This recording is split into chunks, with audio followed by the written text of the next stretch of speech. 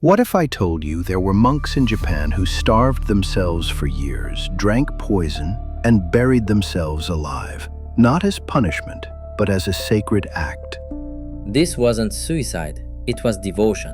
This was Sokushinbutsu, the ultimate spiritual sacrifice. Welcome back to Sacred Secrets Revealed. Today we're exploring one of the most extreme spiritual practices ever recorded, self-mummification, or Sokushinbutsu, where Buddhist monks in Japan deliberately transform their own bodies into mummies while still alive. It's a story of faith, discipline, and an unshakable belief in eternal consciousness. Let's uncover the truth behind this ancient ritual. Self-mummification began around the 11th century in northern Japan, practiced almost exclusively by ascetic monks of the Shingon sect of Buddhism, followers of the esoteric teachings of Kukai, also known as Kobo Daishi.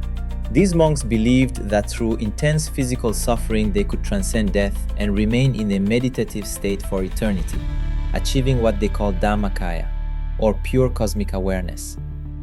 To these monks, death was not the end. It was merely a transition. But unlike most religious traditions, they didn't want to die and be reborn. They wanted to remain present, physically, to continue guiding future generations toward awakening. Deadly that it's really transcend that death was also death, or they want to transcend this death. They weren't seeking heaven, they were choosing to stay here, suspended between life and death as living relics of compassion. The process took nearly 10 years, and only the most dedicated monks attempted it. Theirs was achieved in 3 phases. Phase 1, diet restriction, 5 to 6 years, and teaching phase 1. Phase 2, burial preparation. They meditated constantly, trained their minds to detach from the physical world, and prepared small stone tombs, often carved into mountainsides. Phase 3, burial. Finally, the monk would be buried alive, given only a bamboo tube for air, a bell to signal survival, and a rosary to chant until the end. If the bell stopped ringing, he was gone. If it rang after 1,000 days, he was exhumed, and if still intact, enshrined as a living Buddha. Over 1,000 monks are believed to have attempted Sokushinbutsu. Only about 24 were successfully mummified. One of the most famous is Buddhist monk Tetsu Monki, whose mummified body is now displayed at the Dainichi-bu temple. His skin is darkened, his eyes closed in deep concentration, a statue of flesh.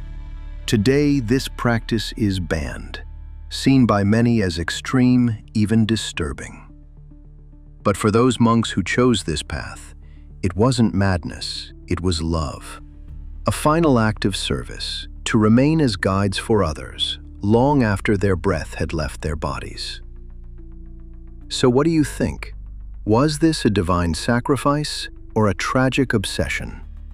Either way, it reminds us of how far some will go in the pursuit of spiritual truth. If you found this journey into hidden history fascinating, don't forget to hit the like button, subscribe, and turn on notifications so you never miss another episode. Until then, thank you for watching, and keep questioning the sacred secrets, mysteries of faith and history.